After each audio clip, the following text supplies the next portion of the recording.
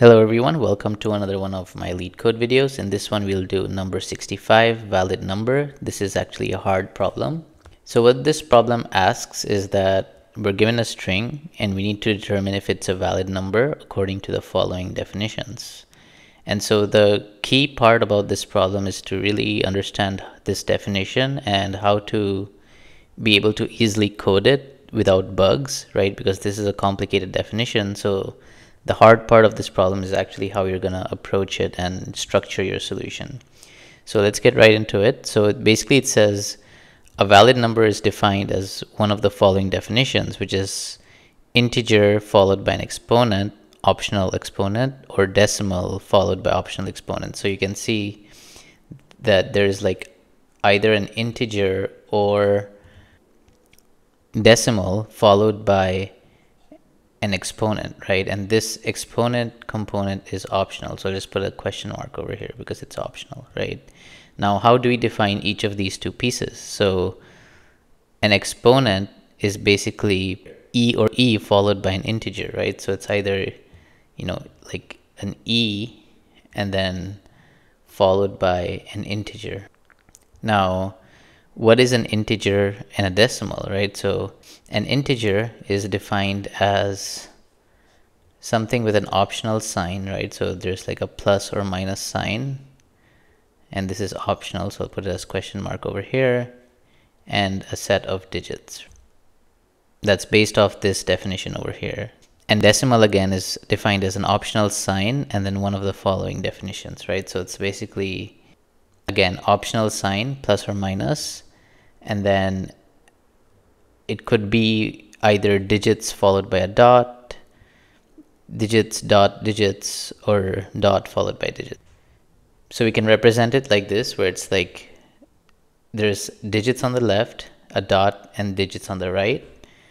The dot is required, as you can see in all three definitions, the dot has to be there, but then one of these two has to be present, right? So it's either only the left, only the right, or both of them.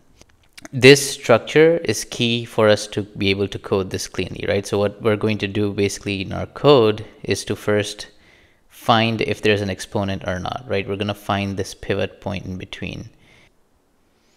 And whatever is to the left of this arrow, we'll validate it as an integer or decimal, right? Now the rules for validating integer are simple, like either there's a plus, an optional plus or minus at the start, followed by a set of digits. And the rules for a decimal is, again, optional plus or minus from the start, and then, digits dot digits, and at least one of these two has to be present. If you think of each box as a validation function, we can start using this to write the code. Okay, so let's get right into our coding here. We have the picture over here for reference, so we can easily, go back and forth. So first what we have to do is determine if there's an exponent or not, right? So we can simply look for an e and see if that's something we need to break the string into. So I have it here. We look for index of e, and if it's -1, which is not found, we look for capital E, because it could be either of those, right? So if this is present, that means we have an exponent index over here. So now let's compute the ending of the first part, right? So here we have it. If exponent place is -1, that means we do not have an exponent. Then the ending of the first part will simply be the string length -1, which is basically the last index of the string. And if we did find an exponent, then the ending of the first part will be that exponent place -1. So now let's compute if the first part is valid, right? So we can say first part valid is equal to either it should be an integer or a decimal. So here we have it. The first part is valid if it's either an integer or a decimal. And the first part starts from 0 up to the end index of the first part, right? Now, the second part is valid if exponent place is -1. That means there's no exponent, right? So if there's no exponent, it's valid. Or if there is an exponent, then the exponent has to be a valid integer, as we see over here. So we'll do validate integer, exponent place +1. That means after the e, up to the end of the string. And at the end, we'll just return first part valid and second part valid, like that. So as you can see, the key to this problem is really simplifying the structure so you can code these rules very simply without having a very big complicated logic which is error prone. So now that we have this overall logic, we just need to go and code the individual parts. So as you can see, we just need validate integer and validate decimal. I'll start with validate integer because that's easier. So here we have validate integer, and as you can see, the rules are you can have an optional sign plus or minus at the start followed by digits, right? So similar to how we did this, we'll code this in. So first we'll check our boundary conditions. If start is greater than end, this is invalid, so we'll just return false. And then the way we can check for the plus or minus is simply by saying if s.char start is plus or minus, then in this case we'll just increment our start, right? And then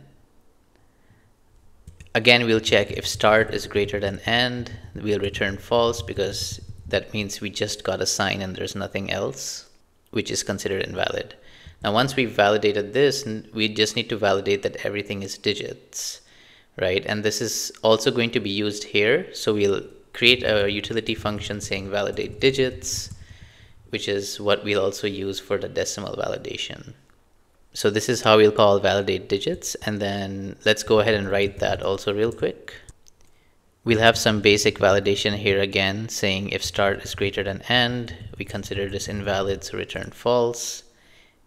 And then we'll just loop through each of the start to the end and make sure that everything is a digit. So here we have our loop. Now let's just make sure that everything is a digit. So here we have a condition saying if it's not a digit, we return false. And at the end, that means everything was a digit, so we return true. So this here we have validate integer and validate digits, which completes this validation. Now the only other validation we have here is validate decimal, which we'll do according to these rules. So let's set up a similar function called validate decimal. And we'll start with similar validation. Since the first one can be an optional sign, we'll just add this logic over here, which basically makes sure that start and end are valid, and if there's a sign, we just increment start and make sure there's still stuff remaining. Now after this validation, the only thing left to do is this part over here. So before we get started with that, let's look for the index of the dot, right? Because we know that the dot is mandatory. So over here, we're looking for the index of the dot. And if we don't find a dot, we return false, right? Because it is mandatory for a dot to be present for it to be a decimal.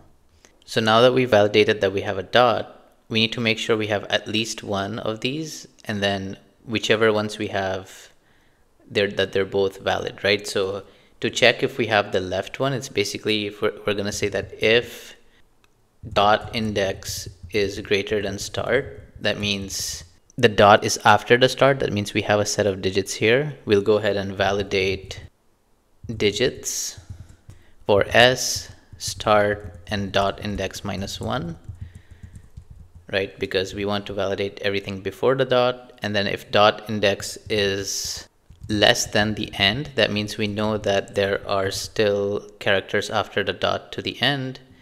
Then we validate digits from dot index +1 to the end, which is this part.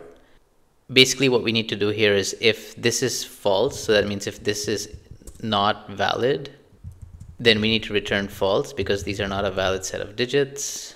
And similarly here, now that we've made sure that if there are digits on the left or right, they're both valid, we need to make sure at least one of them is present. So we can say here like Boolean at least one set of digits equals false, and in each of these if statements I'll set at least one set of digits to true. So that means we need to make sure we have at least one set of digits. If either of them are invalid, we return false. So at the end we just need to return if we have at least one set of digits, then this is a valid decimal, right? So let me run this code and see if there are any compile errors. I forgot to pass in the string s over here.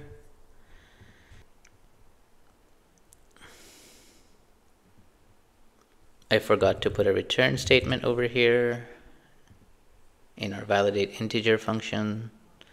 Okay, now the compilation has succeeded. Let me submit the solution. Alright, you can see here the solution was accepted. Not too bad for a hard problem.